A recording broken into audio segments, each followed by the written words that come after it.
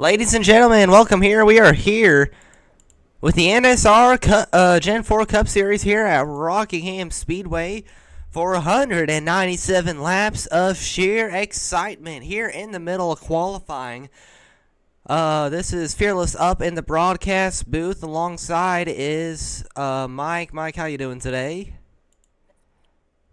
Yourself, sir.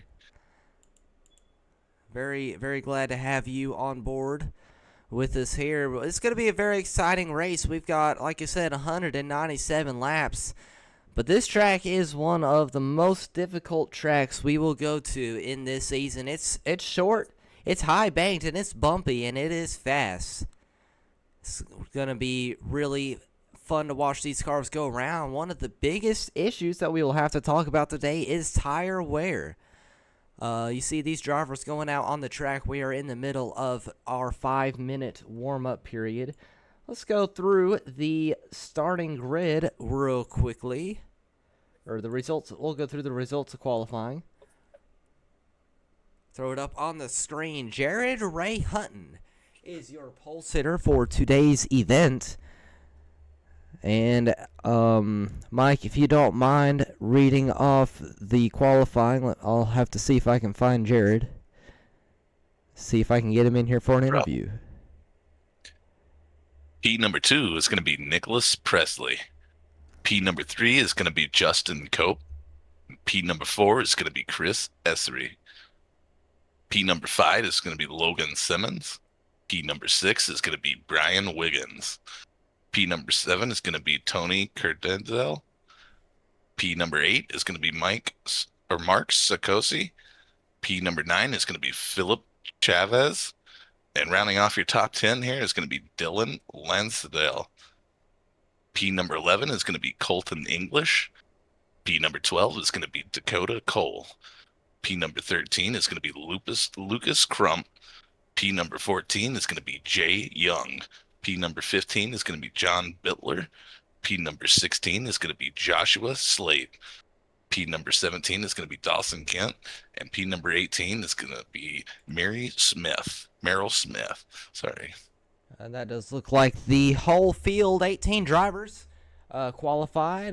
We are not able to pull in your pole sitter, but we have brought in Ray Partridge, qualified in the... Oh, something just messed up here. But we got Ray Partridge. We got Ray Partridge in the booth with us. Hey, Ray, how you doing today? I'm pretty good. How are you? Pretty excited to have you on board with us. Talk us through what's going through your head right now going into this race at Rockingham. It's going to be hot. It's going to be slick. How's that car feeling, and how do you feel about your chances? Yeah, I like my race setup. Didn't get in a qualifying session. I didn't feel comfortable on my first lap, and I put in a different setup, and then I went out and I smacked the wall off of 4, so I got an unavoided time. So qualifying's not so hot. We'll just try to miss all the action in front and see if I can work my way forward. It did look like you were pretty fast in warm-up period. It's going to be fun to watch you during the race. How bad, as far as you can tell, how bad do you feel like the tire wear is? I feel like it's going to play in a factor, but I feel like it's going to be all right, and hopefully we have long enough green flags where the tires work in and become a factor. Well, appreciate you joining us up here in the booth. I'll let you get back to your team channel. Good luck out there today. Thank you. That was Ray Partridge in the number 1 car, currently 5th place in warm-up, as we are about a minute away from gridding up and going green. Real quickly, Mike, I guess we could probably just go through and look at the keys to the race presented by Fearless Motorsports. Keys to the race. A few of these things are we did talk about at Daytona, but the same thing applies to all these tracks with these cars. These cars are very ill-handling, especially when you get in dirty air or alongside somebody. So that situal awareness is just going to be crucial to keeping these green flag runs long and these cars intact. Absolutely. And definitely going to be a big deal here. Getting track position. Turn number 2 is going to be very slick. Definitely something to watch out for here for these guys. We did talk to a couple drivers before the race, and that was their main concern overall. Is just turn 2, just so slick on the exit. We did see, we did have practice streamed for a while for you folks at home watching, and we did see a lot of drivers wrecking off that corner. So it's going to be very, as you see another car parked, totaled on the apron. It's going to be very fun to watch, Mike, as they do begin to grid up. But second key to the race is going to be tires.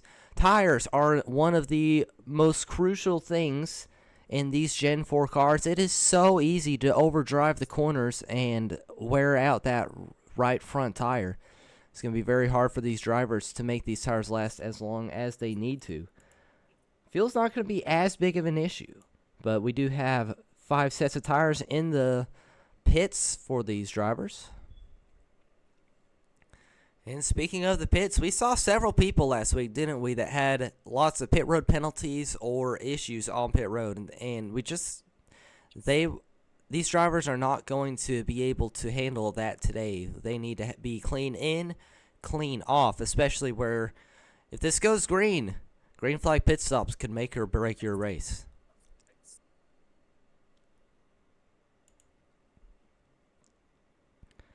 As you see these drivers gridded up and ready to go. Got a full field here today. 27 cars on the grid here at Rockingham Speedway. We've got a minute left unless Brian Wiggins can get out onto. And there they go. Brian Wiggins looks like he will be starting from pit road. Look at the race recap real quick. If we can get it up there. Like we said, this race is going to be a long one. 197 laps. Your pole sitter is going to be Jared Ray Hutton in that number 50. Nicholas Pressey will be starting alongside.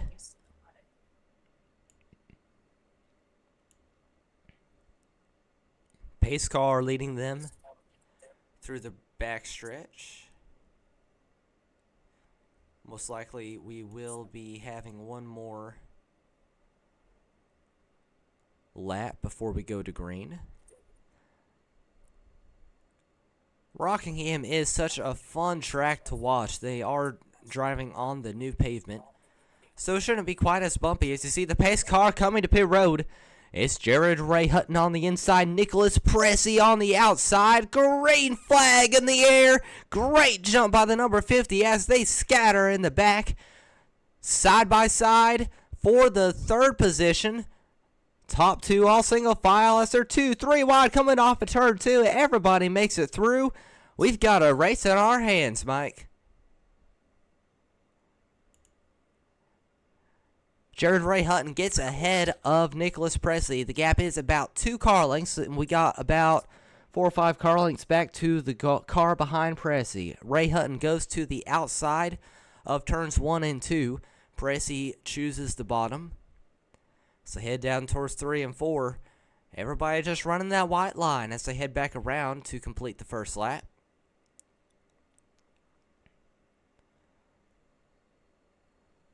Great racing here early at Rockingham Speedway. I think everyone's just kind of settling in and getting used to the track here for these first few laps. Not much battling going on, but they're definitely starting to close it up and get familiar with the track right now. One of the closest battles up here in the top 10 is Mark Sikosi. He has Tony Kurtzil right on his back bumper. How about Dylan Lansdale in that number 24 running around in the 8th position? Looking sharp in that number 24.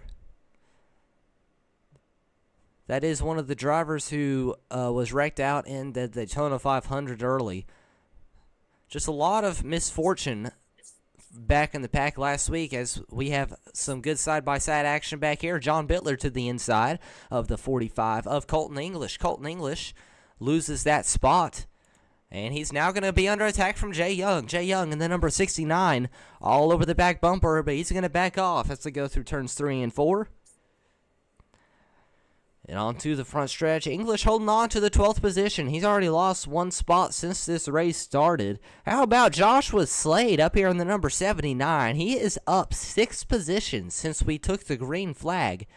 He made it through this mess back here in the back, as it has mostly single-filed out. That is Lucas Crump there in the number 3. Just ahead of him, side by side, English about to lose a position to Jay Young. Young will make the pass as they head back into turns 1 and 2. In the back of your screen, you did see that number 3 kind of brush the wall. Well, he actually lost a lot of positions. That number 3 kind of brushed the wall out of turn 2, I believe it was. It's turn 2 or turn 4. And fell back to the 18th position. Now trying to work underneath Blaine Sutton to hopefully get a spot or 2 back. I don't know about you, Mike. I'm kind of impressed with how calm the beginning of this race has been. Yeah, they're definitely seem like they're giving each other room for the most part. They want to get through the beginning of this so they can, I'm sure they have some strategies they'd like to be able to use here tonight. Jared Ray Hutton, very fast last week at Daytona. This is the first non-restrictor plate race we have raced this season. He has been strong every race we have seen him in, and he is up front again. And that number 50 car, he's got about 1.2 seconds between himself and Pressey, as he lost a little bit of ground through 1 and 2. I don't know about you, but that 94 is looking really sharp in turns 1 and 2. Kind of falls off a little bit into 3 and 4. We'll have to see the speed difference as this run continues on. Justin Cope back here in the 3rd position. Top 3 are the same as they started. So not a whole lot of movement up in the top 10, all except for this 79 of Joshua Slade. We mentioned him a little bit earlier, but he is up 7 positions now since the start of the race, as we are working lap number 12. At 79, looking to see if he can catch up to the back bumper of the 24 of Dylan Lansdale. Gap between them is about 6 car lengths. Make that about 5 now. Maybe even 4, as he's making a good run to get into that top 8. That 79's looking really sharp. You can see he's really able to get as closer to the white line than that 24. That's going to be one of the keys to saving tires here at Rockingham. Just getting that car as close to the bottom as you can. Not trying really hard not to overdrive it. Good exit there. Able to really get down on the bottom. That's definitely going to be a driver to keep an eye on as this race goes on. Chris Norris on pit road. Not sure what happened to him. Looks like there might be a little bit of damage on that machine. Hopefully he'll be able to get it back out there.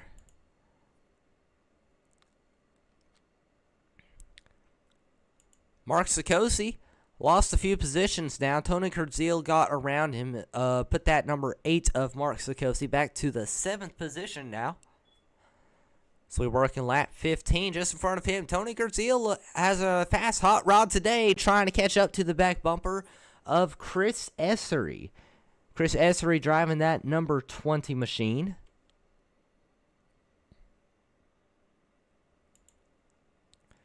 As they chase each other into turns 1 and 2.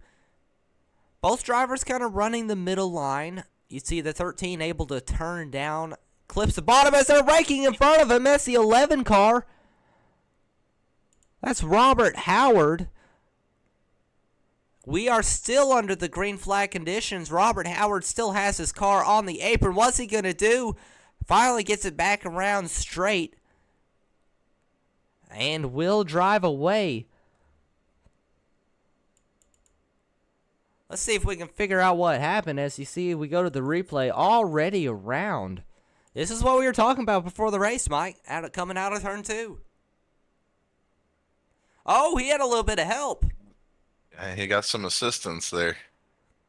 Logan Simmons with the assist turning Robert Howard around hard into the inside wall.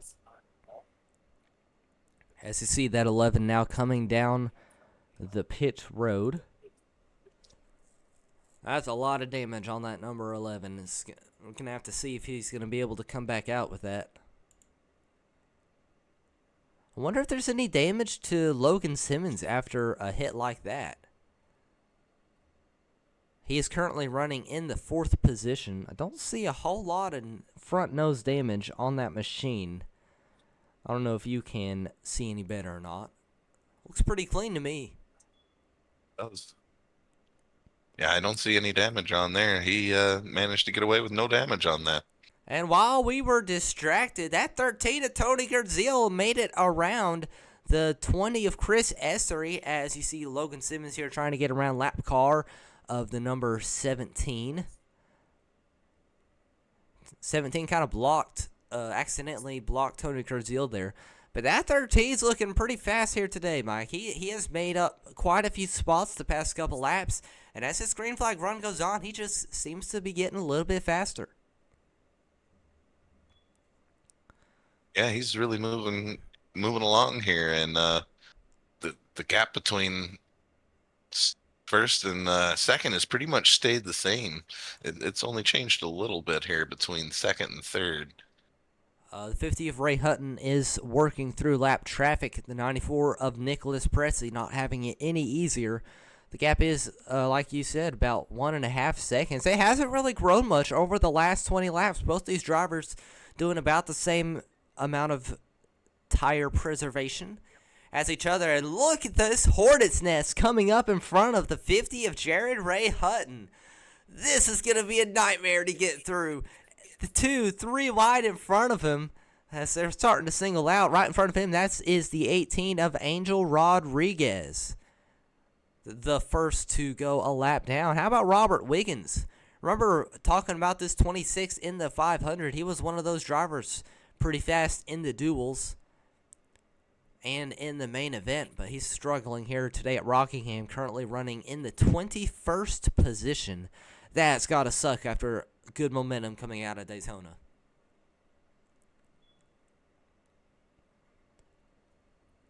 And relative up there, Brian Wiggins in the number 15, currently running in 17th. Just a few spots ahead of that. Lucas Crump able to get around Blaine Sutton a few laps ago, but he has just hit a rut. We were talking about Brian Wiggins, just now I realized this. He is down 11 spots since this race started. The 33 of Dakota Cole is down 12. That's not the kind of stats you want to be seeing at a track like this. Especially this early on. And it looks like Lucas Crump might have tagged the wall again. Lost a lot of ground and position to Brian Wiggins. Oh, but don't look now. The driver we were talking to before this race started, the number 1 of Ray Partridge, he's up here in the 12th position. He was not able to qualify, but he is up 14 positions since the start of this race. He's got a lot of speed in that number 1, driving on the same team as Mark Sikosi here, who is going around Chris Essery as we speak. Side by side as they head down into turn number 1. Sikosi down low.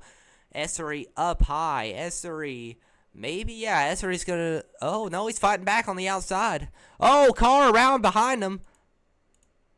I think that was Dylan Lansdale. Got really loose off of turn 2. How did he save that?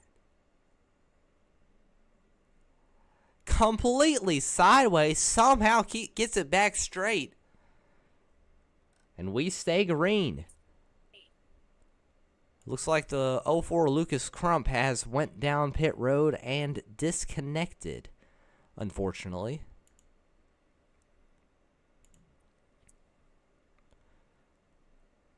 Jared Ray Hutton doing a pretty good job of making it through lap traffic, but don't look now. Nicholas Presley has closed the gap. The gap is now 0.8 seconds. As Ray Hutton starting to pull ahead a little bit now that he has cleared the majority of the lap traffic. But he's still got a few drivers in front of him. This 94 is just able to maneuver around other vehicles just a little bit better than that number 50, and it is starting to show. Also, the long run speed might be a little bit better on that 94.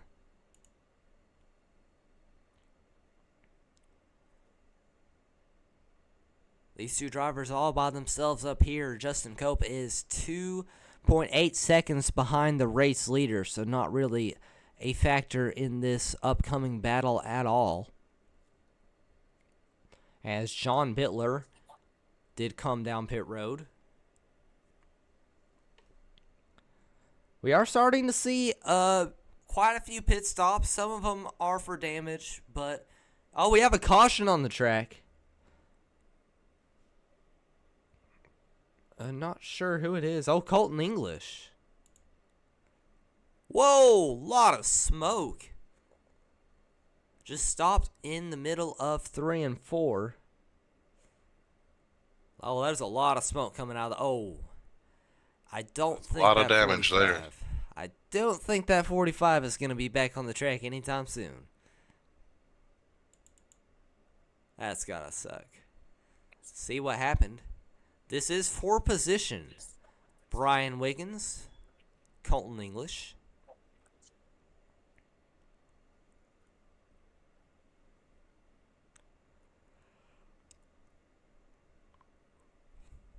All right, headed into turns 1 and 2 right here. Oh, there's a wreck in front of him. Oh, nowhere to go for Colton English. Hard hit into the number 4. What was the 4 doing spun around like that? Oh, that was the 27, excuse me.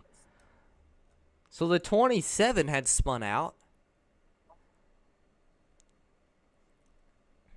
Let's see if we can figure out what happened to this driver. Oh, that's got to be so disappointing for the 45 of Colton English. Just nowhere to go there. As you see. Oh, so a little bit of connection issues for the 27 of Dakota Cole. And when he reappears, he is being spun by whoever that camo car was. I don't think that camo car even knew he was there. You might not have seen them. But huge disappointment for several drivers there. Dawson Kent and Colton English. And while we were reviewing all that footage, Justin Cope has taken the race lead after pit stops.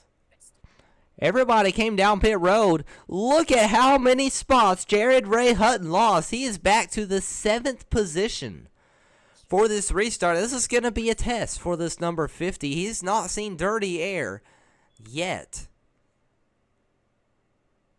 Another unique thing about this league, where it is the Gen 4 series, we will have single file restarts. So this is going to be extremely interesting. We got Justin Cope up here in the race lead. It's Mark Sikosi in 2nd. Jay Young going to be restarting in 3rd. Merle Smith in 4th. Blaine Sutton 5th. Nicholas Pressey has made a pass. He is up to 6th now. Jared Ray Hutton will be restarting all the way back in 7th. And don't forget, there are 2 lap cars in between these drivers as well. John Bittler, and can't tell who the other, I think that's Jason Crumley. As we go back to green, Justin Cope will take the race lead, but keep an eye on that number 50. He is stuck behind a lot of lap traffic. 3 lap cars, multiple drivers on the lead lap, working underneath lap car of the 17 of Jason Korn. Back up front, Justin Cope all by himself, pulling away from Mark Sikosi, already 7/10 of a second gap. Sikosi trying to keep that number 69 of Jay Young behind him. As you see, the 94 has made it around one of those lap drivers. Pressey up, almost in the wall, almost spins it, comes back down in front of traffic. You could see the rear end of that number 94 step out for a split second. Good control.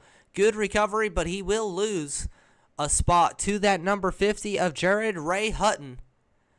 As Hutton now turns his attention towards the lap traffic, he will get around the 28 of Crumley. Now going to turn his focus onto 5th place, Blaine Sutton, as the 94 now has to worry behind him about Tony Kurdziel. That 13 head of steam really fast last run. Had to back off a little bit through that corner, but he's got a good run coming down the front stretch. We're going to have to keep an eye on that number 13 today, Mike. That number 13 has a head of steam. I think he might even have something for that number 50 if this race keeps going like this. Yeah, these guys are definitely battling it out now. They're trying to gain positions here in this point. I do believe that some of these drivers stayed out. Merle Smith possibly on older tires.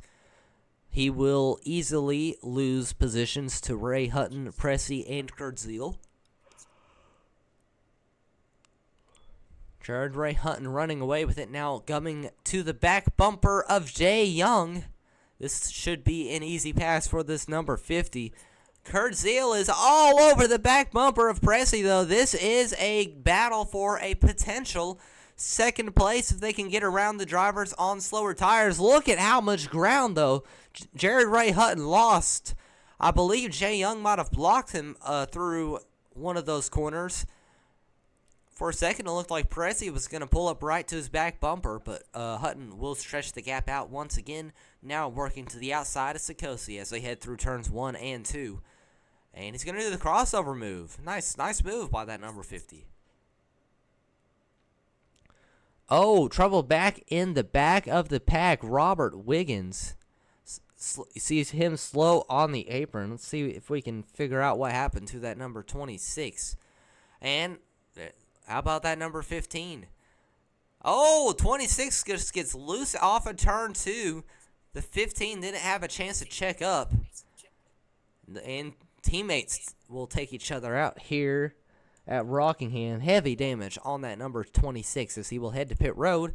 And Jared Ray Hutton back to the race lead. We cannot turn our back on this driver for a second, can we? He is definitely hitting his marks here, and that's what it takes here at Rockingham, is to run your line and hit your marks and be consistent. See, he's being very consistent right now, but I ain't gonna lie, this Nicholas Pressey machine, now that we got through some lap traffic and we got a few laps on these tires, for a second there, it looked like he was reeling that number 50 in. That 94 really fast through 1 and 2. That seems to be his strong suit. 1 and 2 is definitely the strong suit of Nicholas Pressey. Jared Ray Hutton just pulls ahead every turn 3 and 4, though. Looks like that number 50 just gets a better exit off of turn number 4.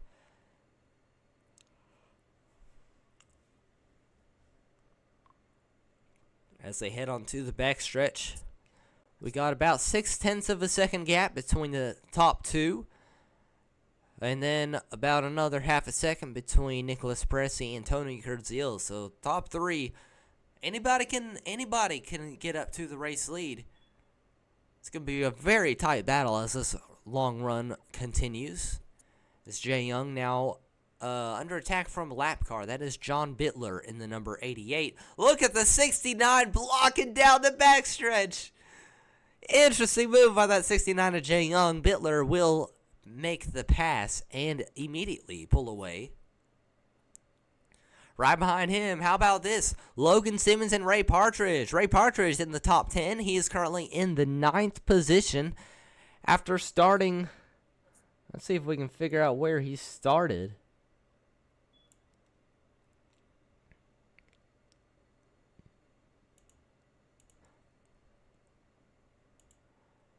Ray Partridge currently in the 9th position after starting 26th. That number 1. One of the fastest cars on the track here today. As the 92 gets sideways, saves it, doesn't lose a whole lot of time, but that you got to admit, that's going to be really, really tough on the tires if he keeps doing that. You don't want to burn those tires up, especially right now. Everybody's going for position. Whoa! Lance still runs S3 up the track. The number 15 of Brian Wiggins takes advantage of that. That could have been really bad.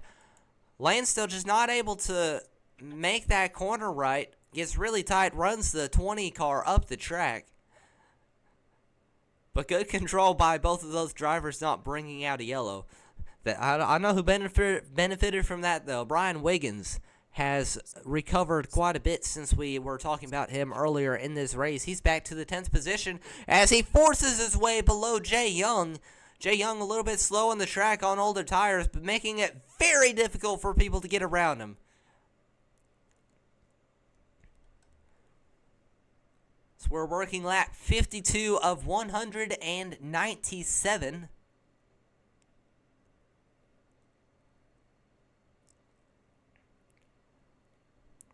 Here in the NSR Gen 4 Cup Series, as you see the 28 of Jason Crumley slow on the track. He is coming back to pit road with a some sort of pit road penalty. Definitely not good for him. As here comes Brian Wiggins. He's hot on the heels of Ray Partridge, as Partridge trying to get around the 59 of Justin Cope. That'll be for position. He is up to 7th place now.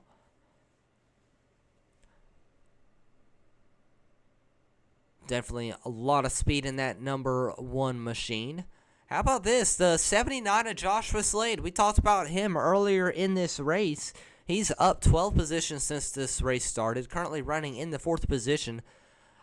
He's not really able to catch up to these drivers in front of him, but he is definitely in a good position for in case something happens, and definitely in a good position for green flag pit stops.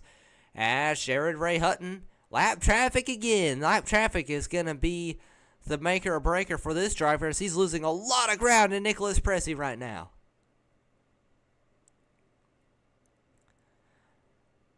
As Pressey takes it 3 wide out, turn 2, they make contact. The 09 hard into the wall, slow on the track now. Angel Rodriguez did not make sure he was clear. Steven Anderson having to take that car to pit road immediately. Heavy right front damage, having a little bit of trouble steering it around the apron. But we will stay green. But you saw it live, folks. This lap traffic is dangerous.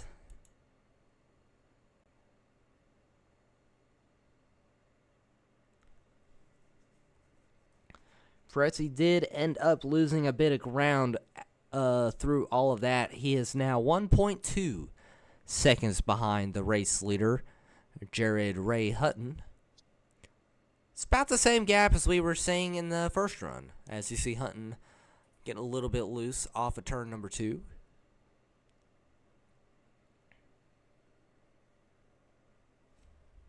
These guys are doing a real good job at keeping it green out here. Because there's a lot of times where it could have went yellow, and they've kept it green and saved it. A lot of talent there to keep those cars together like that. I know coming into this race, a lot of the drivers and us as broadcasters were expecting quite a few yellows. Rockingham is a very tough track for those who have driven it. For those who haven't, it's very bumpy. It's very hard on the tires. After about 20-30 laps, it gets really hard to turn it in turns 1 and 2. It gets really tight on the entry, and on the exit, it is so easy to get into that wall. It's one of the hardest tracks on the NASCAR circuit, but these drivers doing an excellent job here today, keeping it green and keeping these cars relatively clean. Brian Wiggins back to the position he started in. He is back up to the 6th position now. He did get around Ray Partridge, as Partridge not quite as fast this run as he was the run before. As they're about to go 3 wide behind him, Tony Essery thought about taking it 3 wide to the inside of Partridge, who is going to the inside of Sikosi. Does back off for a split second, as Lansdale has fallen back to the 10th position now. That 24 looks like he is struggling a little bit with long run speed.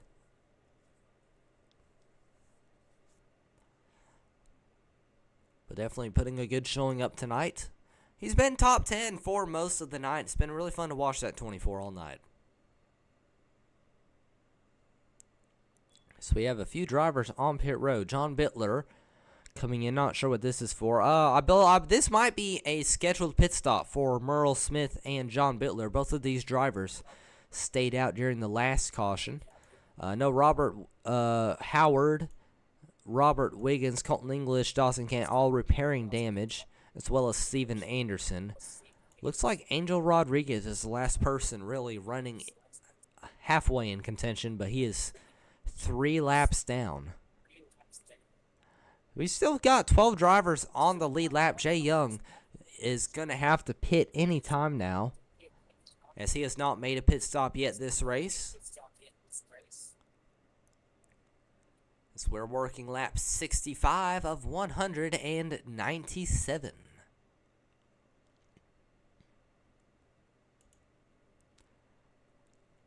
You know what? I think it's about time we ride along with somebody. Who do you think we should ride along with? Let's see. Let's hop in with. Let's go in with the 20 here, Esri. Oh, we have a caution on the track. Number 6. Well. Oh, It's Jay Young. Jay Young around in turn number 3. Oh, he looks bad. Heavy front end damage. lots of damage. Oh, my. Now, I don't know about you, but you remember... Oh, he's mad. But you remember seeing all those blocks he's been throwing on everybody. It was only a matter of time. Oh, he hits the wall and then gets turned.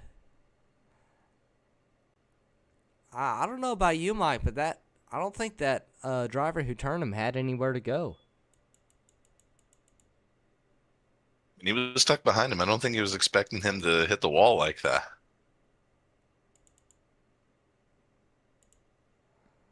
All right, let's hop in board. The driver who did get into the number 69 was the 14 of Philip Chavez.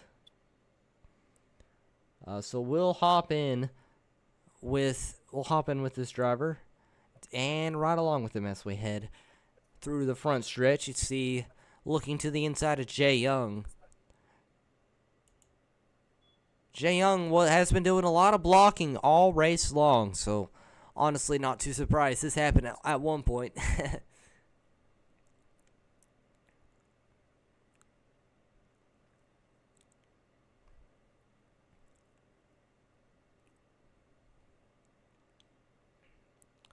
Oh, yep, Jay Young loose. Gets up, hits the wall. Yeah, Chavez just didn't have anywhere to go. You could see in the RPMs, you could see he definitely lifted and got on the brakes. But really a hard hit for both of those drivers.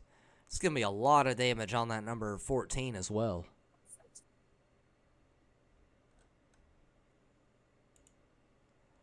As the 69 will go up and in the wall. And back down pit road. So that will bring the caution flag out. Second caution flag of the day, which isn't really that bad, as we are approaching halfway through this event. Currently on lap 68 now. Chris Essery is in the race lead. I think he stayed out. He either stayed out or let's see. Did he stay out?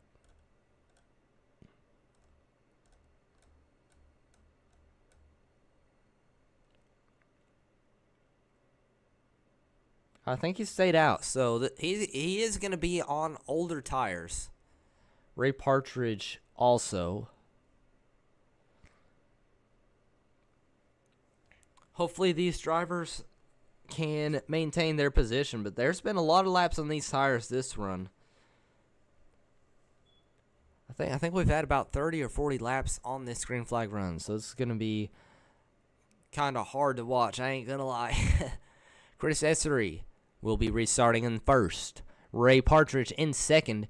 Jared Ray Hutton will be restarting third on the leaderboard, but fifth place on track position. There are 2 lap down drivers between the two. As the green flag comes back on the air, great jump for the drivers out front. Essery, about 0.6 of a second gap already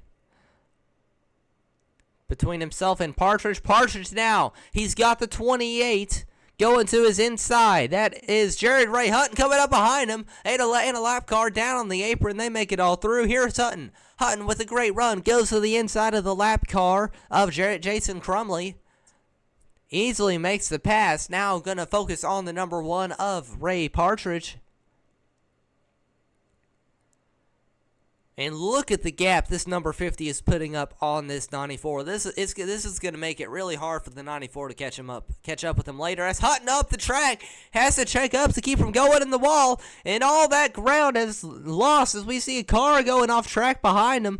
Trying to get him on the camera. There we go. Dylan Lansdale. Oh, they're wrecking! He takes out Kurt Seal. We saw Dylan Lansdale go on a ride through the grass. It might have been a bad rejoin into turns 1 and 2, and it will end up taking out Tony Kurdziel and bringing out the caution flag.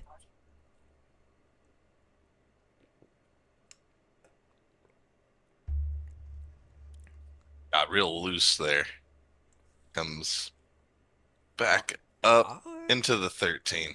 I mean, I don't know. It almost looked like the 13 didn't give him any room. He may have been expecting the 24 to stay on the apron. But look at how sharp 13 comes down. 24 does come up the track a little bit.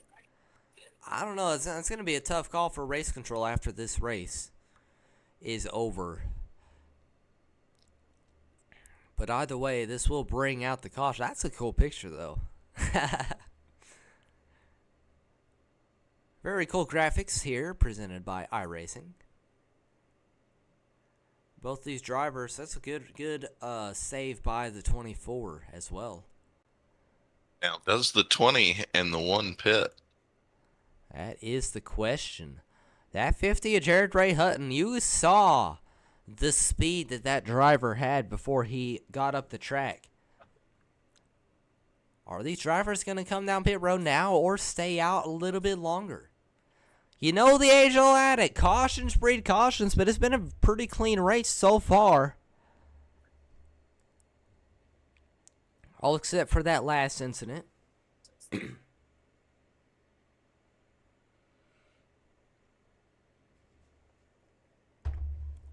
Thankfully, there haven't been any big wrecks. It's only been 1 or 2 drivers involved each time.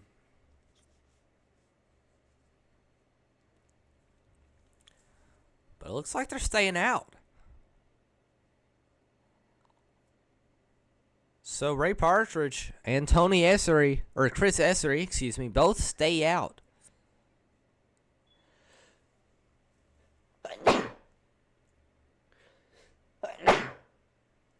Excuse me. Tony Kurdziel did come to pit road. I didn't see a lot of damage producing contact between himself and Lansdale, so both of those cars should be pretty good to go after that. Chris Norris does have a black flag. Several drivers still on pit road repairing damage or are multiple laps down out of contention.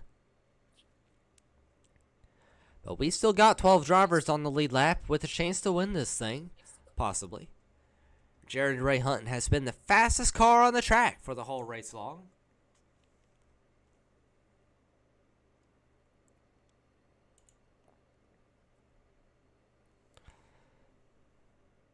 As the pace car leading them around single file. This is going to be nice for Jared Ray Hutton. He does not have to work through any lap cars to get to the race lead. Pace car to pit road. Green flag in the air. Essery, great jump. Car down to the inside in the back of the pack. Great jump for Chris Essery as Hutton now trying to get around Ray Partridge to the inside into turn number 3. Look at that pass. I think Partridge just let him by. Hutton drifts up the track a little bit, but he's got a lot of speed on that machine as we have a caution again. Mark Sikosi with trouble. A little bit of damage to the right side of that machine, particularly the right rear. These drivers just seem to be getting more and more aggressive as the restarts go on.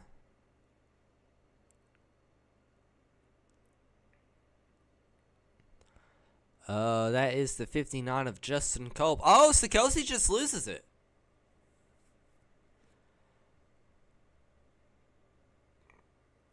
He does. I think he keeps it off the wall too. I ain't gonna lie, Mike. That was a pretty darn good save. It was. They got out with no damage. I think these tires are getting a little cool from the caution to caution here. And maybe he wasn't expecting it to get that loose. I know a few of these drivers have only had one pit stop or two pit stops in the race today. They still got 3 sets of tires in the booth, although we are not even halfway through this event. Hopefully we can get this back under green flag conditions like it was previously.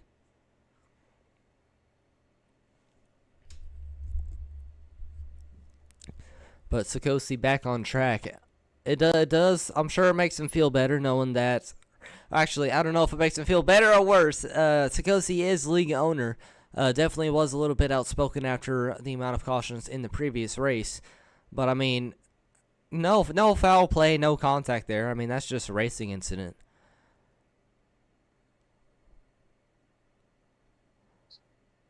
This 20 stays out again. Kind of surprised by this strategy move. As you see, the 09 of Edwards comes to the pits. Or Anderson, excuse me. Steven Anderson on pit road. How about Joshua Slade back up here in the top 5 for the first time since all this pit strategy started happening? It's Essery, Hutton, Partridge, Pressey, and Slade. How about Dylan Lanesdale? He's worked his way back up to the 8th position. Tony Kurdziel's still stuck back in the 13th spot. Kurdziel's got some work to do if he wants to get back up to where he was before.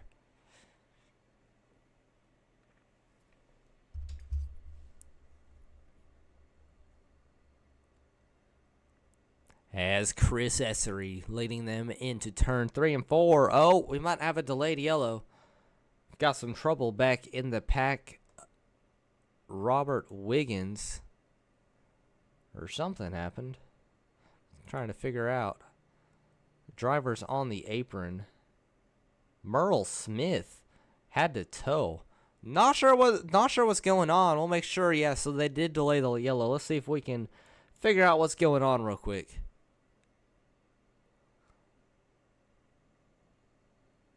Some kind of checkup. Oh my! What a checkup!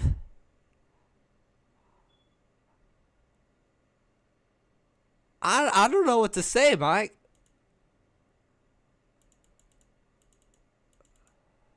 Yeah, I'm not sure what happened here, and whether it's just a major checkup or went down a gear and caused a checkup. It's hard to tell here.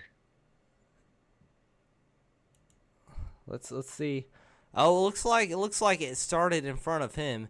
Oh, it looks like he just overreacted a little bit. There is a rule about it. You must maintain a car length gap between yourself and the driver in front of you. So that may have been what initiated the caution he was exercising. But that's got to suck for that number 2 of Merle Smith. Just keeps getting taken out in incidents that aren't his fault every single race. As the 20 will take the green flag. Chris Essery, we're back under green on lap 80 once again. It's Essery, Hutton, Pressey as they're side by side back there for the 3rd position. Pressey gets away with it. Here's Joshua Slade. Slade with a bunch of speed down on the inside into 3 and 4. Slade down to the white line. Looks like the 94 is just going to let him by for the time being as they're side by side for the lead in front of him. Jared Ray Hutton takes it to the outside of Essery. Easily takes the lead and will clear down to the bottom into turns 1 and 2.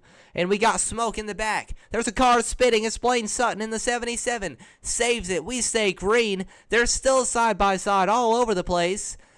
As we have here 59 of Cope inside of Partridge.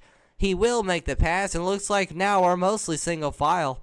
A lot of action as we have a caution flag on the track again. It's Dakota Cole and Blaine Sutton around again.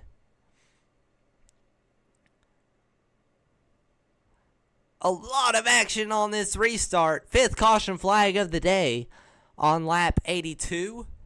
Blaine Sutton will bring out the caution flag.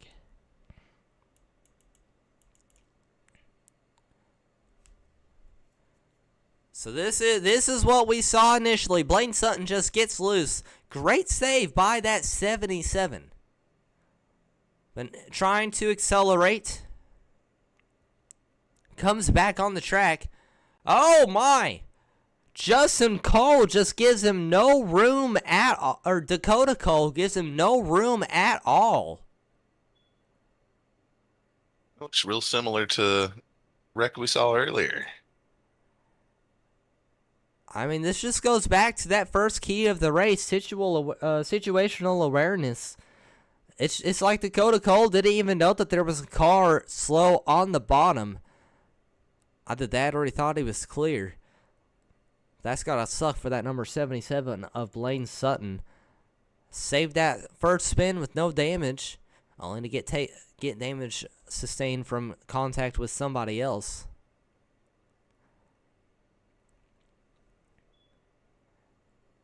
So we're working under caution flag once again.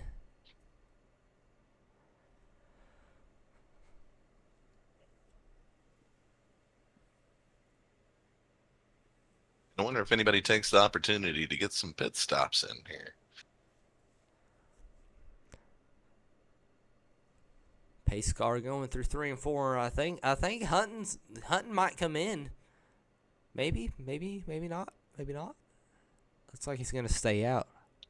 They're all gonna stay out. It looks like the 28 of Crumley is gonna come into the pits back there in the back. He is a few laps down.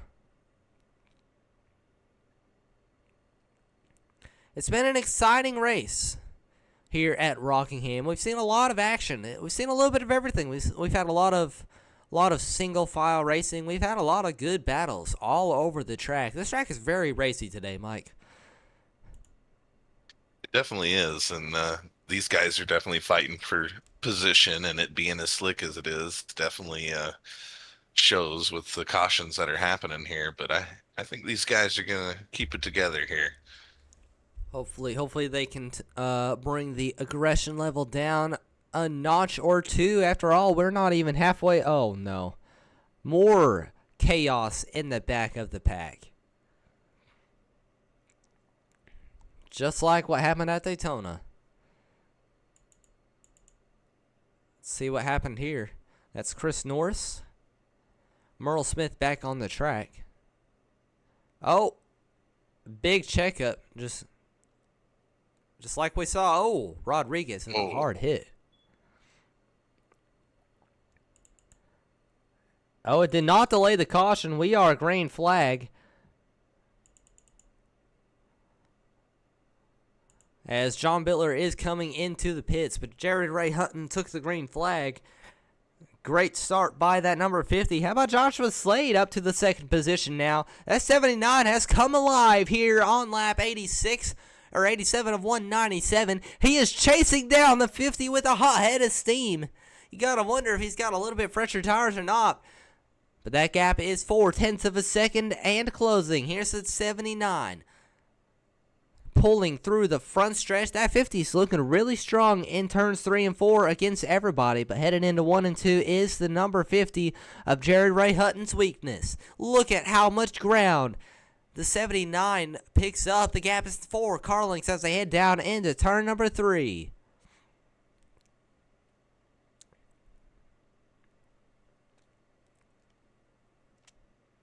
Nicholas Pressey back up to the third position. But Joshua Slade making up a lot of time every time we go through turns 1 and 2. I ain't gonna lie, this number 50 machine is really fast coming out of turn 4, but he's lacking a little bit of speed through 1 and 2. Yeah, they're gonna be battling it out here real soon here. And it looks like Presley is catching up as well. That 94 has been strong all night long, just hasn't had the speed to just go up and take the lead from Hutton. He has been noticeably stronger on the long runs, as you see Hutton just pulling away through turns 3 and 4 again. He gains so much time in turns 3 and 4. Even if you do get a good run through 1 and 2, it's just not enough to catch up and get around him, it seems like. As Slade now starting to fall off, I do believe that number 79 is more of a short run car.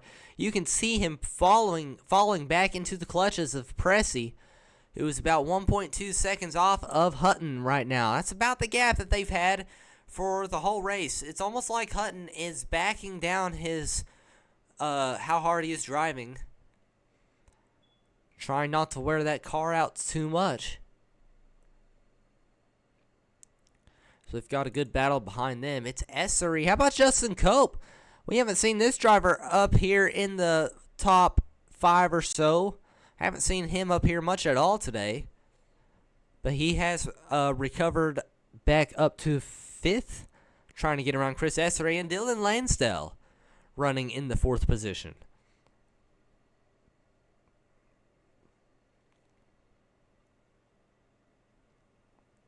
It looks like we got Sikosi and Wiggins back in the top 10 here as well. Good recovery by that number 8. We saw him going for a spin a few cautions ago. 09 of Steven Anderson tags the wall again. That 09 has had a really tough day today. We've seen him in the wall multiple times. Some of it was his own doing, some of it wasn't, but currently running about 13 laps down in the 19th position, but just behind him you see that number 15 of Brian Wiggins. Now this is one driver who has seen every inch of the leaderboard. We've seen him down outside the top 20. We've seen him in the top 5. He's just been all over the place, but currently running in the 9th position. Hopefully he can find some consistency in that number 15 here at Rockingham, as we are working lap 96 now of 197. 100 laps to go here at Rockingham.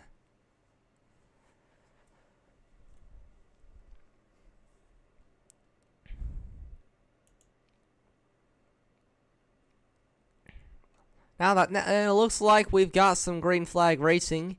Back to a good green flag run. Let's see if we can, you know who I want to ride along with now that hopefully we don't bring out a caution here, but let's see if we can ride along with this number 24 of Dylan Lansdale. He went for a spin a few laps ago, but he has recovered back up to the 6th position. And I ain't going to lie, Mike, that 24 is looking pretty fast on these short runs. That he is. And it looks like he's starting to close the gap here with this 20 as well. Look at how bright the sun is into turns 3 and 4. This track is newly paved, and it's just reflecting off of the surface, blinding these drivers' eyes every corner, or every lap, I should say.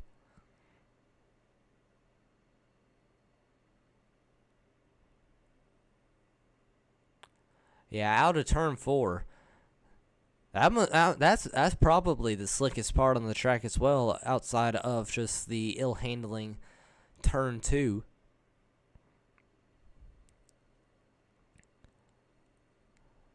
But look at how steady the wheel is on that number 24. I don't know what they've done to that setup, but it's looking pretty sharp out here today.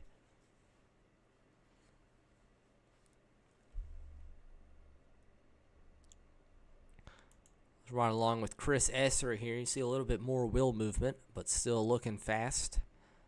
Having to do a little bit of counter steer out of turn number 2. Side by side in front of him, that is a lap car. That is the 11 of Robert Howard. And just in front of Howard is the 59 of Justin Cope. That is who Essery is battling for position.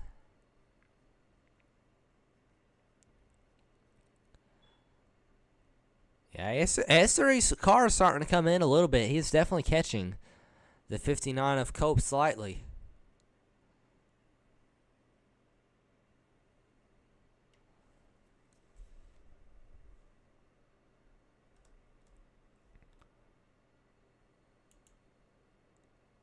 Apologize again for some issues with the soundboard. Definitely will be fixed for next week. I know it would be really fun to be able to listen to the engine here, but look at how bright and blinding it is coming out of turn 4.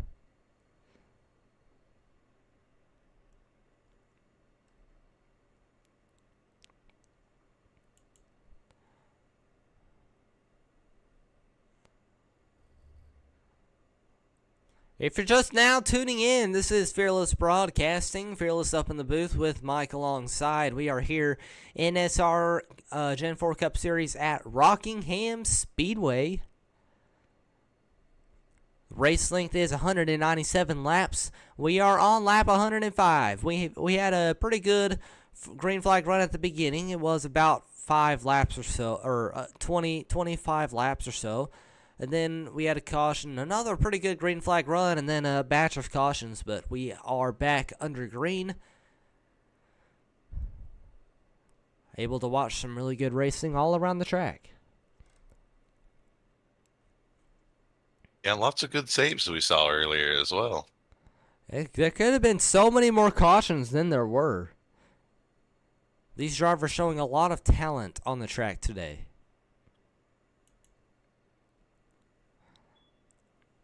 But like I said, we are on lap 107 of 197. Leader is Jared Ray Hutton. We've had 5 cautions for 15 laps, but how about that? That just shows, this next stat just shows how dominant that number 50 has been. Only 2 lead changes. That's kind of crazy.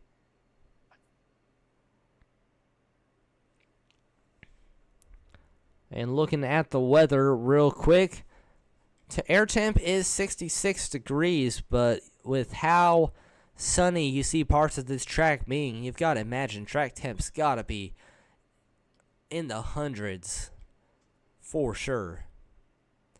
As we do have a varying 9-mile-per-hour wind out of the northeast, which could contribute to some of the ill handling in some of these corners.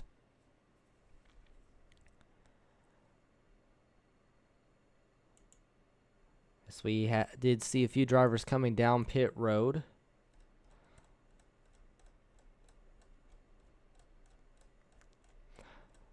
So, Mike, at the beginning of the race, we did talk about the keys to the race, situational awareness.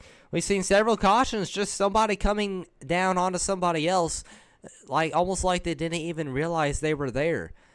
It's going to be a big topic in the upcoming week, I am sure, as well as checkups under caution, taking out a few pretty good contenders in the race today. Another thing we talked about was tires. We've seen a few drivers not able to maintain tires, as well as a few others. Key example, we were talking a few seconds ago, Dylan Lansdale. Well, he has fallen 4 seconds behind Chris Essery in the past 5 to 10 laps. That's just one example of just not taking care of your tires. How about Chris Essery, though?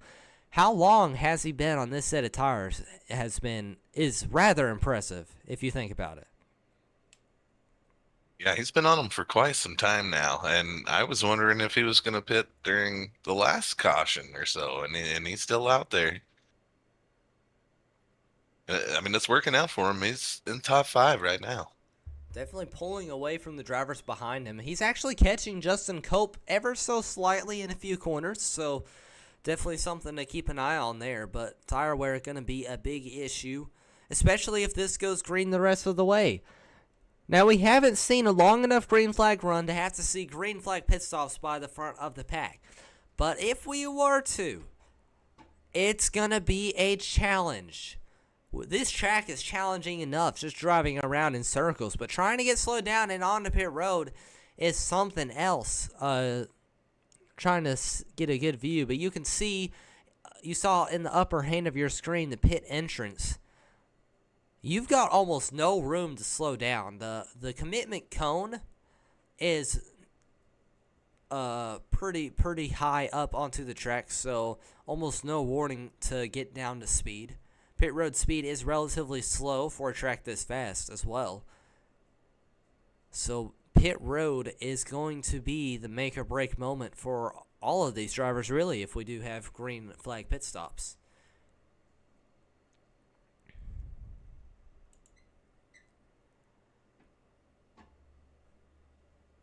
Jared Ray Hutton up here in the race lead. He's got 5 seconds of a gap between himself and Nicholas Pressey. That number 50 looking very sharp right now. Nobody able to challenge him, as he is beginning to catch some lap traffic. Oh, this has got to be frustrating for Tony Kurdziel. Earlier in the race, Kurdziel, one of the only drivers who could keep pace with Hutton and Pressey. Oh, 14 spins it! The 14 spins out right in front of the race leader. No caution flag. Smoke in front of the leader now. Not sure what's going on. Everybody trying to get around the slow driver on the track. It looks like the 11 might have spun it as well, or the 69. Both of those drivers slow on the bottom of the track.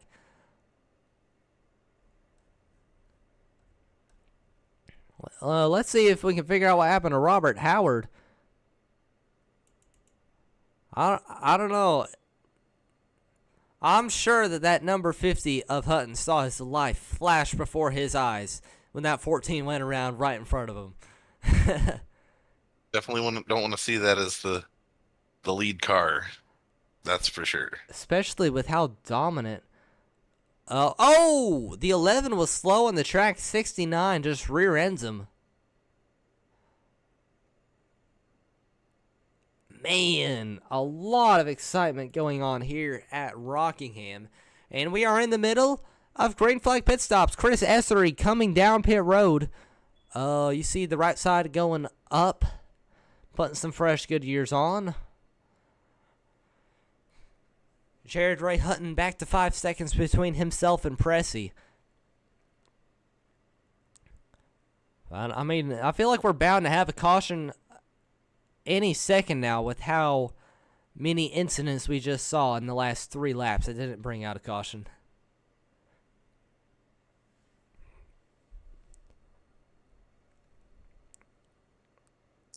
Well, they managed to keep it green now, and under these green flag caution stops or pit stops here, these guys will be able to come out with some newer tires, and I think that'll help out some. 74 laps to go here at Rockingham. I don't know about you. If Chris Essery is expecting to go the rest of the race on that set of tires, that's gonna be a long run. I don't know if he'll be able to make it or not, but we'll have to wait and see. As Ray Hutton still hitting his marks every single lap. The number 50 is fast.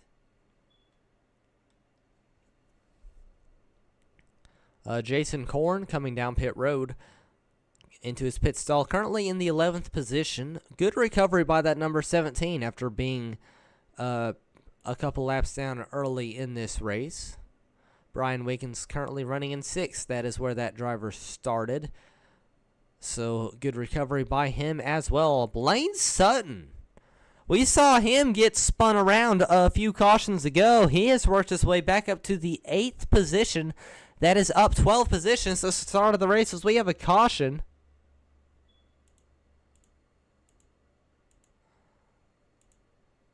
Not sure what for.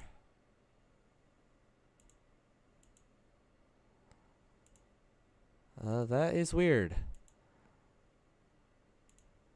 I mean, I believe we had cars down pit lane. We had a couple cars down pit lane. Jason Crumley, one of them.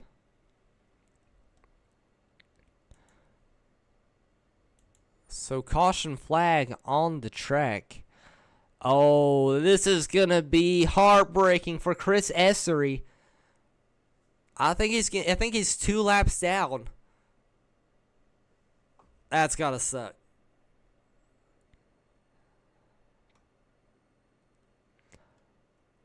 Tony Curtil, Philip Chavez, both 1 lap down. As Logan Simmons jumps to the pits. Let's see. I wonder if it was Logan Simmons who brought out the caution flag. Again, we didn't get any data as to what the caution flag was about, so we're just having to guess, see if we can figure it out ourselves. Oh my! Yep, that's what brought the caution out. Logan Simmons gives it to Merle Smith.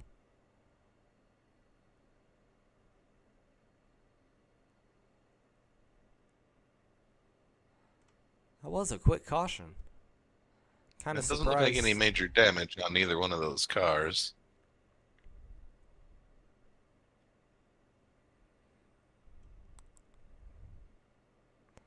But he does end up not making it all the way back to into his pit stall.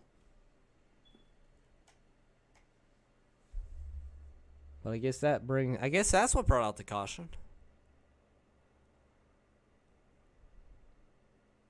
Oh yeah, heavy damage on that number 92. You can see the front bumper just barely hanging on.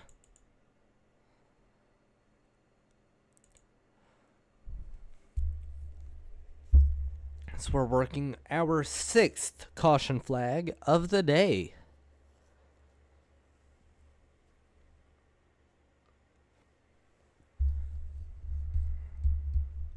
Hutton in the race lead, Pressey in 2nd, Joshua Slade in 3rd, Justin Cope 4th, Brian Wiggins in the 5th position, Dylan Lansdale in 6th, Mark Sikosi 7th, 8th will be Blaine Sutton, 9th, Tony Curtil back on the lead lap, in 10th place will be Philip Chavez.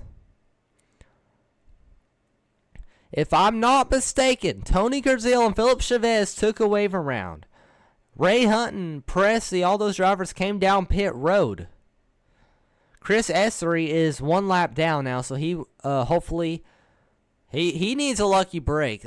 He pitted under green and is now in a very deep hole with how this race has went. It's going to be very hard for him to get his lap back. Yeah, and that puts only your top 10 here tonight on the lead lap right now. We have the green flag again. Jared Ray Hutton, good jump. No challengers, as you see Joshua Slade slide that car all over the place, trying to hold on to it. Brian Wiggins around in front of the pack. I don't know if he got hit. I think he did. Maybe. Chaos on the restart. You could see Joshua Slade trying to hold on for dear life on those cold tires. Brian Wiggins just not as fortunate. But look at the 79 sideways. Look at him working to save that car. Brian Wiggins just not as lucky as we said. It looks like nobody hit him, so no damage to that machine. I don't know about you, Brian, but I kind of want to go back and watch the wheel work in that number 79. That must have got his heart rate up.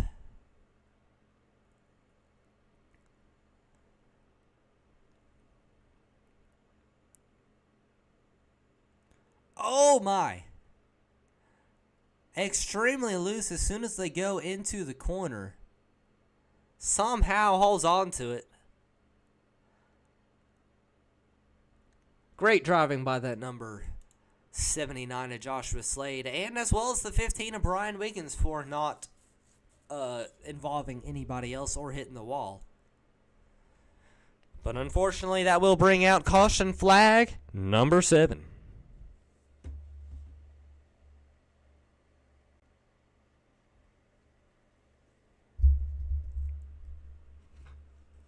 Chris Essery is down pit road. Oh, a little bit of front end damage to that number 20. Not too sure where he sustained that. That looks like pretty bad front end damage too. I wonder what happened. Must have been some kind of checkup on that restart.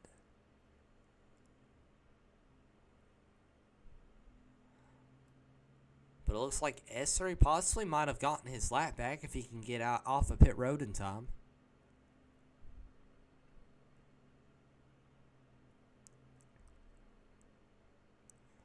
As we get the 1 lap to green.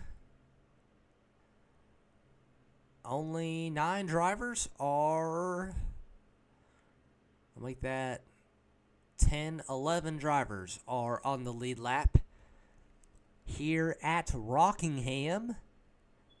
We are on caution flag number 7. We are getting there. We're almost to the end of this race. We still got about 60-something laps, but these drivers trying to make it through.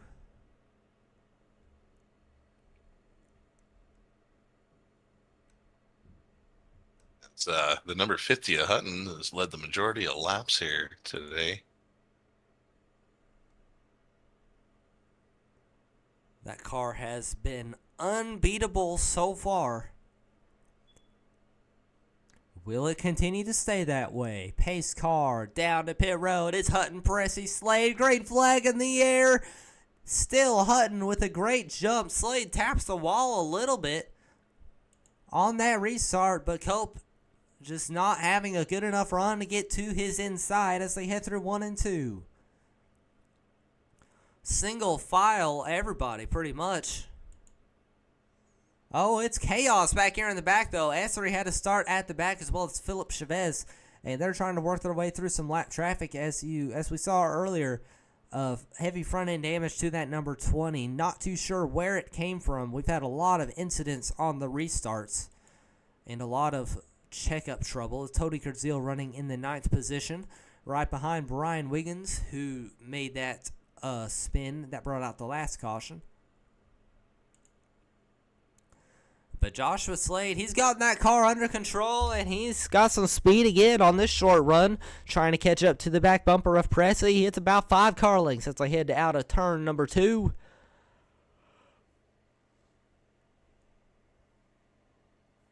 Nicholas Pressey, he's actually running down the 50 of Hutton through turns 3 and 4 of that corner, but Hutton pulls away on the straightaway.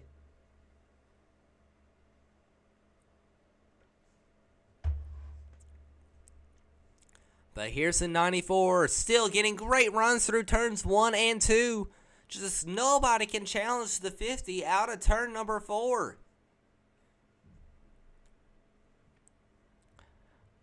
The gap still staying about 6, 7 to 8 car lengths. Here's the 94, still pushing it through turns 1 and 2, trying to get to the back bumper of the 50, not able to. As the 50 now starting to pull away once again.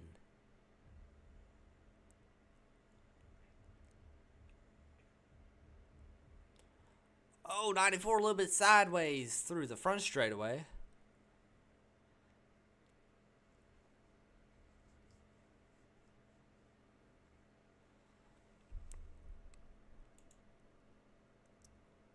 Mark Sikosi back here in the 6th position all by himself. 1.5 seconds behind Lansdale. 1.7 seconds ahead of Brian Wiggins. Ray Partridge. Somehow in all this chaos, Partridge is 1 lap down. Trapped in 12th position. If we have another caution, though, he might be able to get that lap back. That is disappointing for that number 1. That Ray Partridge machine has been fast all night long. Just some strategy. Unfortunate strategy. Puts him a lap down. Top 10 are getting spread out from each other here now. A little bit of smoke here through the trial. Well, I don't see any cars on the track.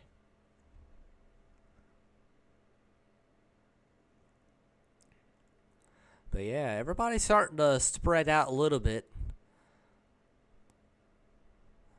Seems like all the fast cars are either in the top 5 or they've gotten taken out with some sort of damage.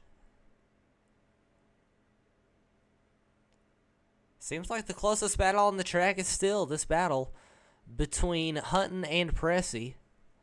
Although Lansdale is catching Justin Cope a little bit. Back here, this is 24 of Lansdale. Trying to run down the 59 of Justin Cope. But that gap back over a second already.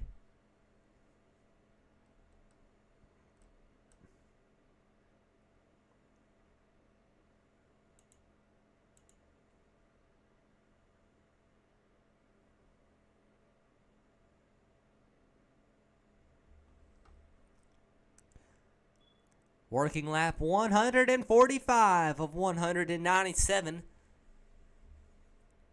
Only 52 laps to go here at Rockingham. Hutton's still in the race lead. Pressey in second, trying to run him down. The gap is now only 0.4 seconds, about 10 car lengths or so as they head through the front straightaway once again. Pressey pulling ahead again through the out of turn 4 down the front stretch. Just nobody able to catch up with that number 50. As Chris Norris coming back to pit road for damage repair. Dylan Lansdale with some trouble. He lost about 2 seconds on Justin Cope there. Not sure what happened to him. It looks like got the driving straightened out a little bit right now. But Mark Sikorsky back here in the number 8 starting to reel him in. You know what, Mike? Why don't we ride along with Pressey for a while? As he is driving his heart out trying to run down the 50 of Jared Ray Hutton.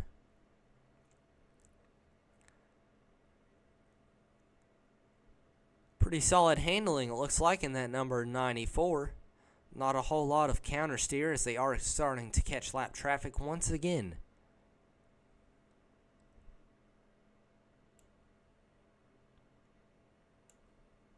We'll see how these guys get through this lap traffic here. We've seen an incident with it earlier as well.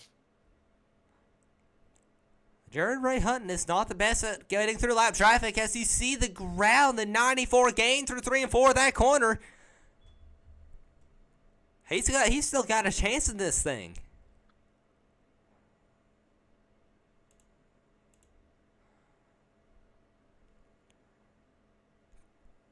He has been running about 0.2 slower than the leader every now and then. We'll have to wait and see what the lap times are after that lap traffic. Hutton starting to pull away a little bit again through turn number 4. But look at all that lap traffic. There's Chris Estery, I do believe, up there, as well as Blaine Sutton. Man, Pressey just can't seem to find a consistent 0.2 of a second to catch that number 50, but this lap traffic may do it for him. Chris Estery kind of blocking the 50 a little bit through the bottom of turns 3 and 4. The 94 trying to work to the bottom of Blaine Sutton. Oh, Estery up in the wall. Slight mistake by that number 20 machine. Looks like he got it straightened out okay. But this is the battle for the free pass position. Chris Estery and Blaine Sutton. A lot of damage on that number 20. Looks like the 94 getting around Blaine Howard. But Jared Ray Hutton just consistently about 0.2 faster than the rest of the field. The gap between himself and Pressey is now over a second.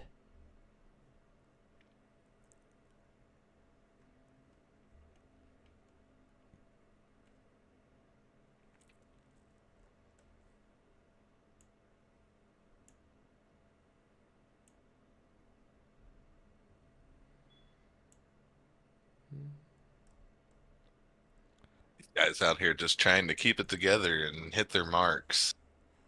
As you know, the track's definitely warm by now, and especially slick in 1 and 2. Look at these drivers dirt tracking these cars out of turn number 2. It's a miracle we haven't seen more incidents over there, Mike. Yeah, we've seen some stuff coming out of 3 and 4, though. Yeah, we have seen several drivers overdriving turns 3 and 4. Not really what we were necessarily anticipating coming into this race.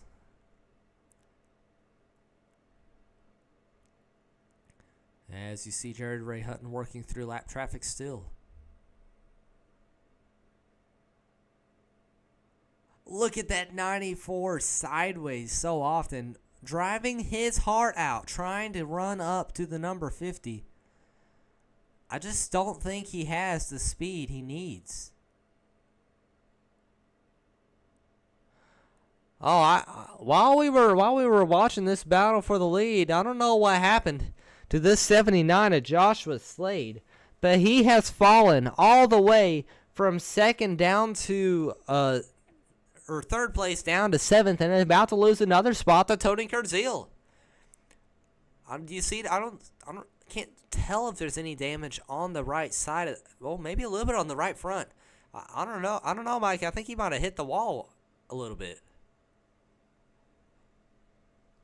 Yeah, if he's got damage on that front right there, it's definitely going to slow him down and push him into a line that he doesn't really prefer to be in. Damage on the right front as well is going to make him handle a lot worse. It's going to make him a little bit tighter than some of these other drivers. So you can see he's lost a lot of speed, about to lose another position, he's about to get passed by a lap car, Robert Wiggins, as Dakota Cole with some trouble. Dakota Cole has not had the best race here today. Watching a replay here, going through turns 1 and 2.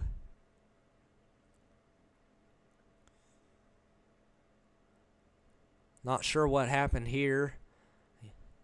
Now through 3 and 4. Oh, looks like he clipped the apron a little bit.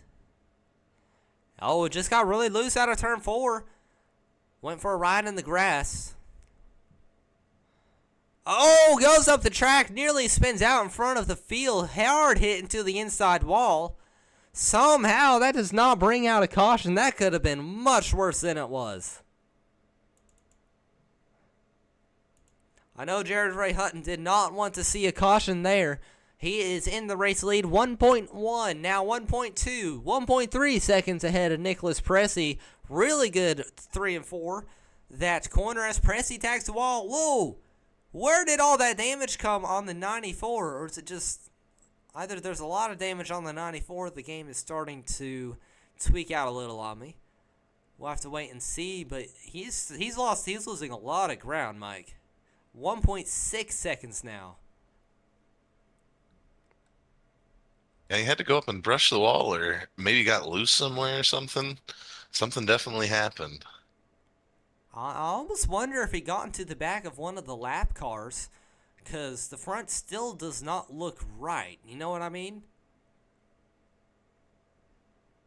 But whatever the issue is, he is now 1.8 seconds. 1.7, 1.8 seconds behind the race leader. So losing a lot of time is that number 94.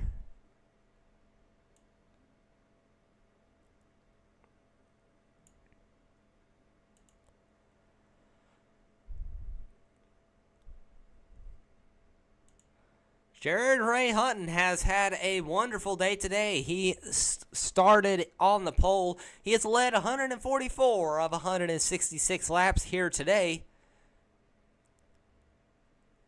Virtually unbeatable.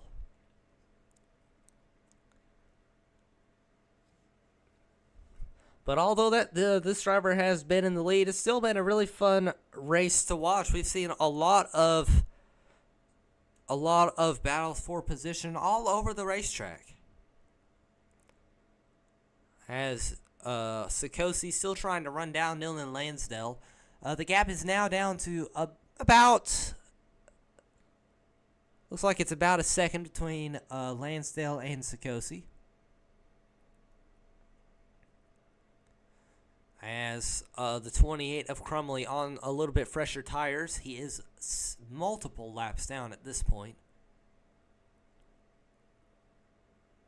As we approach 30 laps to go here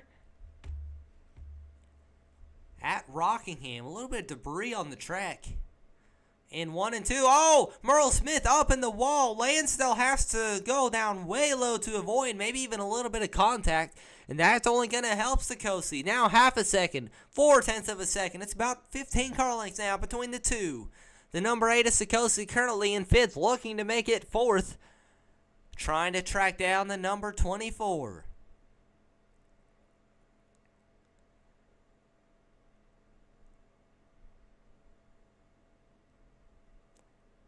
'24 back up to speed, up the track a little bit though in turns 3 and 4.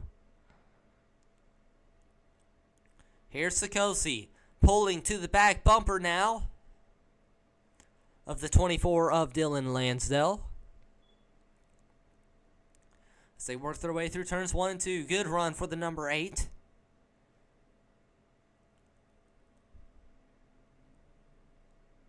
He's able to get that car a little bit closer to the white line on the entry of 3 and 4. Lansdale a little bit better on the exit. He's going to pull away by about 3 or 4 car lengths now as they work their way through turns 1 and 2. Once again, Sikosi, good rotation on the center of the corner there. This driver is going to make a fun battle to watch here in the closing laps. 26 laps to go. Sikosi pulls to the back bumper again, but Lansdale with that corner exit speed just a little bit better than that number 8. He's got to be careful, though, not to get dive bombed, as Sikosi now takes it a little bit lower than Lansdale in turns 1 and 2. Staying right on the back bumper back into 3 and 4 as they go by Angel Rodriguez down there on the bottom. Sikosi still not able to get around that 24. 24 seems to have picked up a little bit of speed once again. There we go. Good rotation on the center of the corner. Lansdale almost loses it. That's going to let Sikosi get the bottom lane into 3 and 4, and Lansdale's just going to let him have it rather than trying to battle like that off of turn number 4. But that was a great save by that number 24.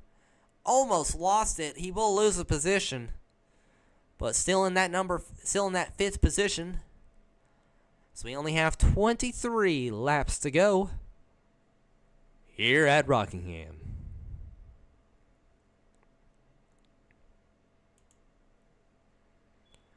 Jared Ray Hutton.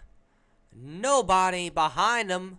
Only lap cars in front of him trying to get around Tony Kurtzil right now. That's going to be 7th place position. Kurtzil blocks him a little bit. Hutton has to do a little bit of maneuvering, but gets around him just fine there at the end. But with 22 laps to go, only 6 drivers will be on the lead lap. Brian Wiggins will be the next one to go a lap down. So we continue this long green flag run to end this race out. Joshua Slade continues to lose positions. He's back to the 9th position now. The 14 of Philip Chavez did get around him. Slade just has to keep a 5.5 second gap. He has to maintain a 5.5 second gap between himself and Blaine Sutton. And you saw as we say that goes up and brushes the wall and loses a half a second, and it's still dropping. That 78 trying to work through some lap traffic. Oh, that is not lap traffic. Blaine Sutton is a lap down in the 10th position. A little bit faster than that number 15 of Brian Wiggins, who is currently sitting in the 6th position. Yeah, we only have 6 cars on the lead lap here. As this race coming to a close. The gap between 3rd and 4th is quite large there. Justin Cope in that 3rd position. We watched the pass Mark Sikosi made on Dylan Lansdale. He is 9.7 seconds behind Justin Cope. I do not think that he's going to be able to catch him, as Cope is still pulling away. Sikosi back here in 4th. He's already put 2 seconds on the 24 of Dylan Lansdale, but Lansdale better watch out. He's losing time to Brian Wiggins. The gap between those two is about a second, and closing. Hutton is now 5 seconds ahead now.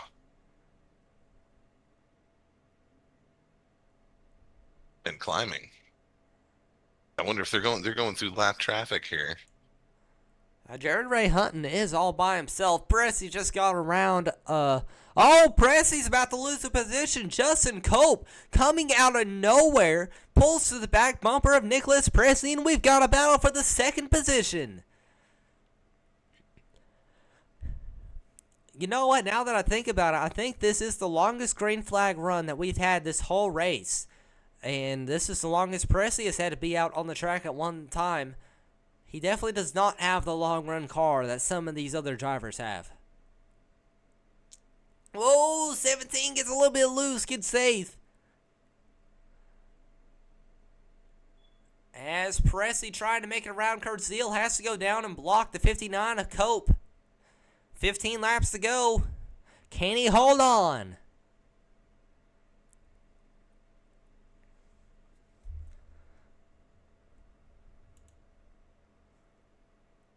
The gap is about 2, maybe 3 car lengths as they head into turns 1 and 2. But look at how much the 59 closes. On the entry of turn number 1, Pressy running a little bit higher up the track on the entry, able to get a little bit better of an exit go, but pulling away through turns 3 and 4.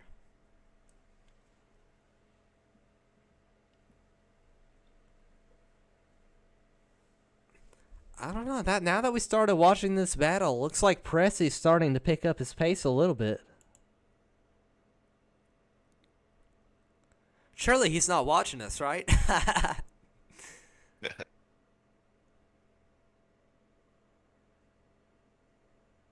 We only have 12 laps to go. Back on the pack, Lansdale will lose a position to Brian Wiggins. So Brian Wiggins will move into the top 5. Dylan Lansdale will fall back to 6th now.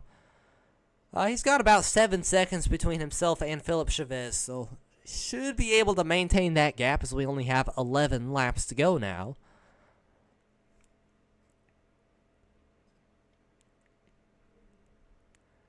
As Jared Ray Hutton up to 4th.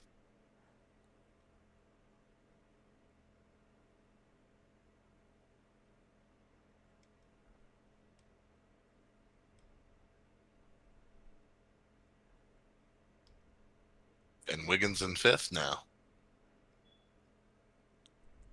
15 does seem to have a little bit more of a long-run car than we perhaps gave him credit for. But it's about 14 seconds behind this battle for second. So he might be able to catch Sikosi, though. There's about 4 seconds between the two of them. But Sikosi is on the move right now.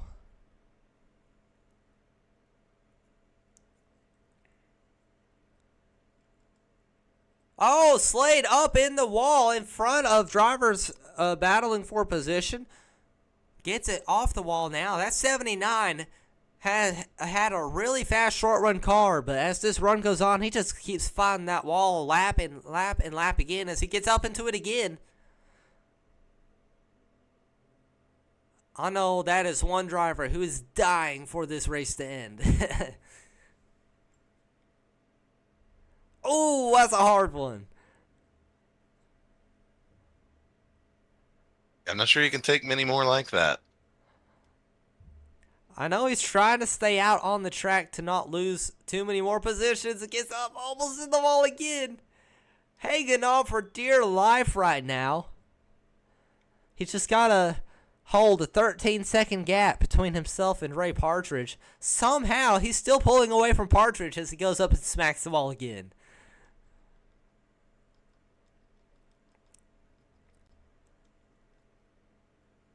With only 6 laps to go, hopefully he can make the distance, and hopefully we do not have a caution late in the race. I know that's something that Hutton does not want to see, so he goes around Lansdale to put him a lap down, and that means only 5 drivers are on the lead lap. And that also means that Dylan Lansdale is only 4 seconds ahead of Philip Chavez now. So Lansdale holding on for dear life right now. 5 laps to go. It's Hutton out front by a mile. Pressy and Cope still going at it. It's still about a half-second gap between these two. Ever since we started watching this battle, Pressey put about a half second on Cope, and it just hasn't moved since then.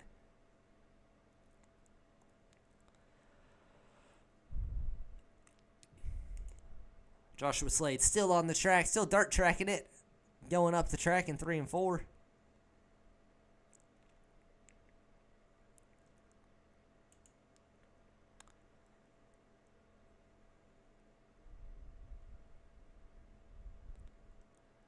Nicholas Pressey just needs to hit his marks right to come home with the second place position. We're here at 3 laps to go here.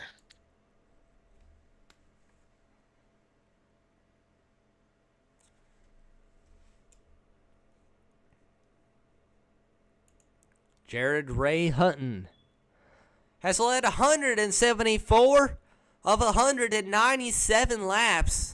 What a dominating performance by this number 50, Mike. That's a lot of laps to lead there with this big of a track at Rockingham. So he comes around, white flag in the air over the 50 of Jared Ray Hutton.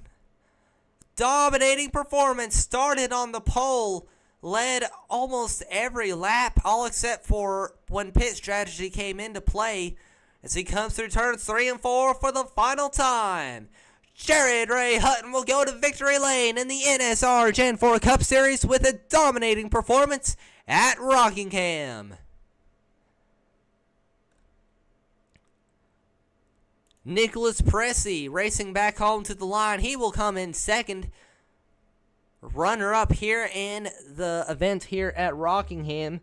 Just didn't have the speed. Nobody had the speed to challenge that number 50 of Hutton.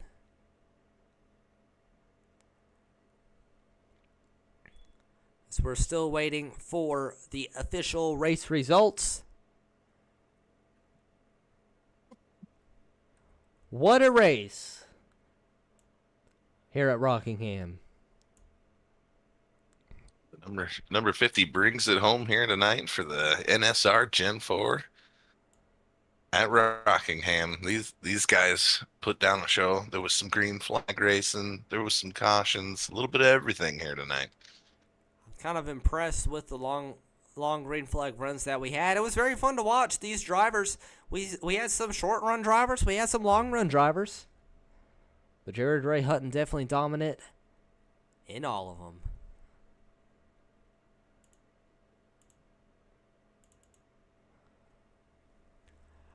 Let's head on over to our pit reporter box and see if we can pull in Hutton for an interview. I know he was not available last week or at the beginning of this race. And it doesn't look like... Oh, there we go.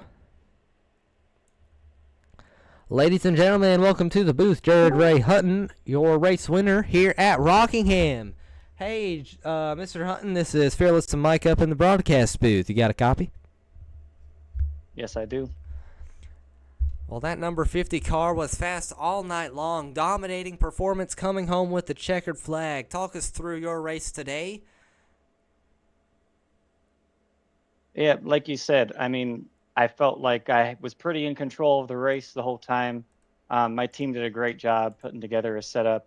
We worked real hard, several practice sessions all throughout the week to make sure that we were really hooking it up and making those little adjustments to find pace where we did. So, yeah, I felt really comfortable with the car today. I got to hand it also to Nick and Josh, teammates. Nick came home in second. And I'm not going to say that he was blocking for me, because he definitely wasn't. We were fighting for the win just as much as anybody else was. But us having that whole team up there gave me a lot of confidence to keep it ahead and stay in control. I know Nicholas Pressey had maybe a little bit better of a car than you through turns 1 and 2, especially on the short runs. Did he have any doubts at the beginning of the race when you were under a little bit of pressure, or you felt like you had the better car overall? There were definitely points early in the race where I felt like I was just not getting that turn through 1 and 2, like you mentioned, that I wanted.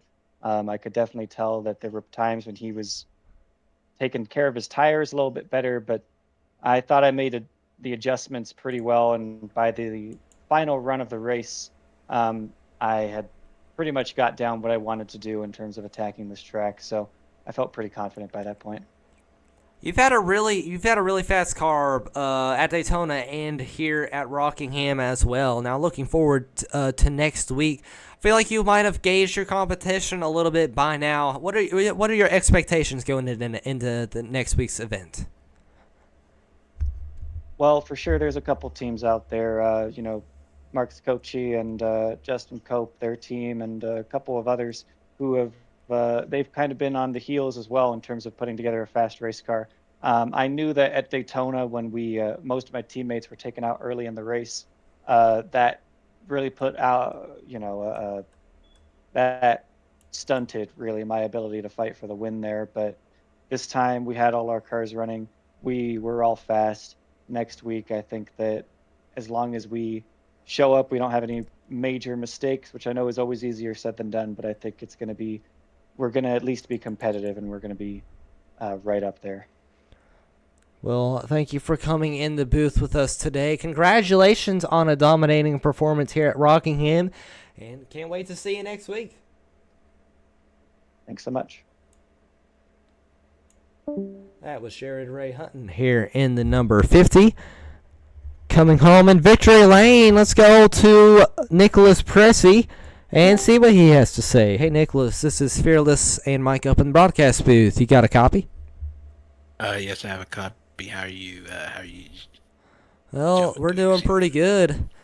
Pretty fast race car out there today. Definitely not the ending that you might have wanted. But talk us through your race today and how you felt on the short runs and as that last long run went on. Well, me and the boys at Iconic, we were working on the setups pretty much all week. So when we came down here race day, we knew we had something, and we knew that if we could get the qualifying positions we wanted, this would be barring anything catastrophic, a fairly easy one for us if we kept our heads down, and we did. I was in the early game. I actually had a slightly better long run car than Jared did, but as the track got better, that's when his stuff really started to show out and shine. I was very happy. I'm still very happy with second after, being upside down on lap 10 last week. Looking forward to having more performances like that. We're gonna work on getting our way down south of the border soon, on our way to Mexico. Yeah. Yep. I know this is definitely a big confidence booster after your difficult race last week. Yeah, last week was kind of heartbreaking. I really do think we had the fastest cars at Daytona last week, and the cars just didn't go our way when it came to the incidents. So it's nice to feel vindicated with a result like this. Well, I'll let you get back to your channels and everything to celebrate your runner-up finish here at Rockingham. Good race run by Nicholas Pressey in the 94. Congratulations, and can't wait to see you next week. Thank you very much. Always a pleasure. That was the 94, like we said, of Nicholas Pressey. Last but not least, let's pull in Justin Cope here in the number 59. Hey, Justin, this is Fearless and Mike up in the broadcast booth. You got a copy? Yeah, man. How's it going? Well, pretty good. Well, you weren't really in the discussions too early in the event, but especially as this last long run went on, your car just kept getting better and better. Almost came home in the second position, ended up settling for third. Talk us through your race today. Yeah, I mean, them guys were fast, that's for sure. But beginning of the race, I don't know. I mean, we was pretty dialed in, but made a few adjustments. Some of the cautions come out and really helped the car out. I thought I was going to be able to get Nick get second, but every time I got within a half a second, it was like the car got so tight and just dirty air or what. But it really just killed the momentum on it. You've had a really strong showing 2 weeks in a row now. Now looking forward to next week at Mexico. How do you feel about your chances at continuing this streak of good finishes and possibly even a win? Well, I mean, I've never raced there, but I mean, there's a lot of fast guys in here also. So I mean, even if I had raced there, it'd still be up in the air. But all I can say is we'll have to get together and practice this week and see what it's all about. Maybe we can keep up with them. Well, it's definitely going to be a fun race to watch. I'll let you get going here. Congratulations on your third place finish, and can't wait to watch you next week. I appreciate the broadcast, guys.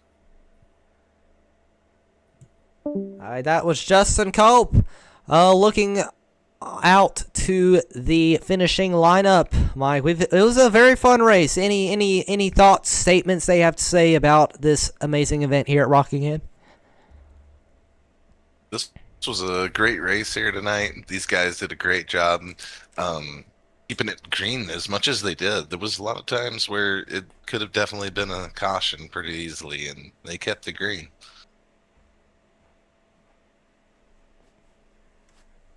This definitely was a very difficult track for a lot of these drivers, but we make it through all 197 laps. Jared Ray Hutton will come home with a race win here at Rockingham. Nicholas Pressey in second, Justin Cope in third, Mark Sikosi fourth, Brian Wiggins in fifth, Dylan Lansdale in the sixth position, Philip Chavez comes home in seventh, Tony Kurziel in eighth, Blaine Sutton in ninth, 10th place will be Joshua Slade. We'll let you all look through the rest of the finishing lineup here. Here at Rockingham Speedway. Be sure to tune in next week. Same time, same place. We will be going south of the border to Mexico. It's going to be another exciting race in the NSR Gen 4 Cup Series. Thank you for tuning in today to Fearless Broadcasting. Be sure to like, share, subscribe, and follow for a lot of exciting racing all week long, as well as behind the scenes commentary. But until next week, this is Fearless signing off. Good night, folks.